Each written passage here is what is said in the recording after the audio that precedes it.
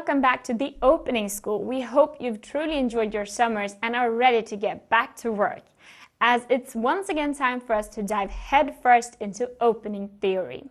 After 7 years of ChessTV, we thought we'd change some things up.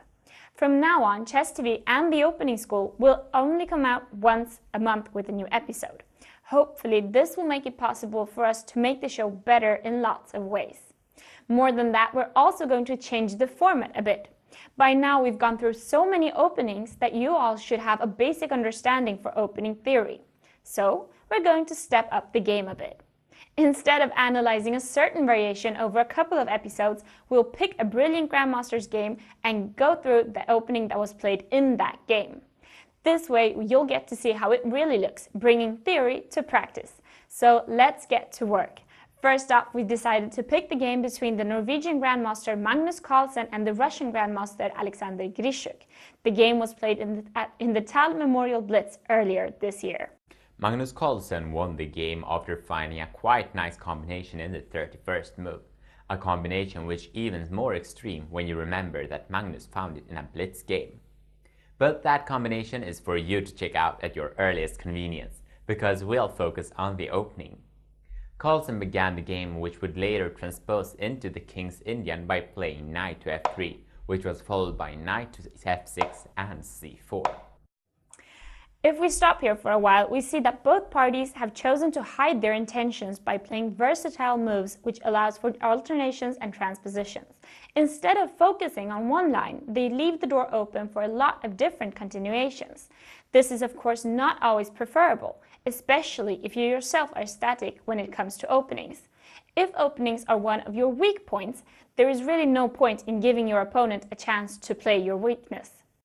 From here, the game continued with g6, knight to c3, bishop to g7, e4, d6, d4, castle kingside, bishop to e2, e5, and bishop to e3.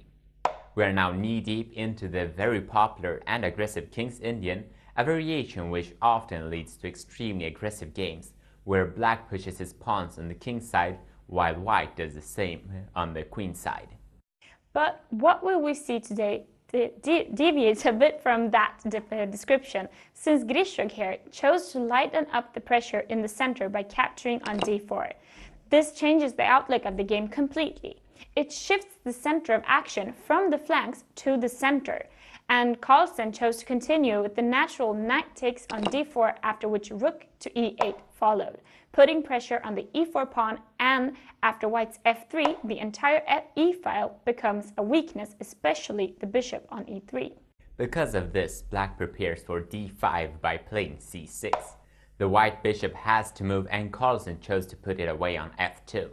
It's possible to keep the bishop on e3 by playing queen to d2.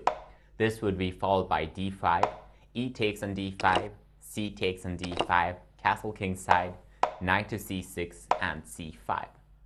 An interesting continuation follows after rook captures on e3. This puts the knight, queen, and king on a nice diagonal, especially considering the black bishop on g7. At this point, there is no direct way to win, and because of this, black should focus on the weak white pawn on c5 with queen to f8, and after knight to c to b5 and queen takes on c5, I would say that black has the more comfortable position, especially in a blitz game, wouldn't you say? Well, yes. Carlsen avoided this line by playing bishop to f2, and against this, Grischuk answered with d5. This requires white to capture on d5, and since the e-pawn is the weaker pawn in this position, white should capture with it.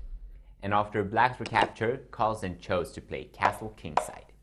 This position is fairly open in the center, and while black might seem to have the initiative, he also has an inferior piece development, evening the scales out. If you want to see how a game might develop from this position, I recommend you to take a look at the game between Carlsen and Grischuk. And when you reach move 31, take a break and try to find the combination which won Carlsen the game. Pure brilliance. But with that, we end the opening school, so see you next time.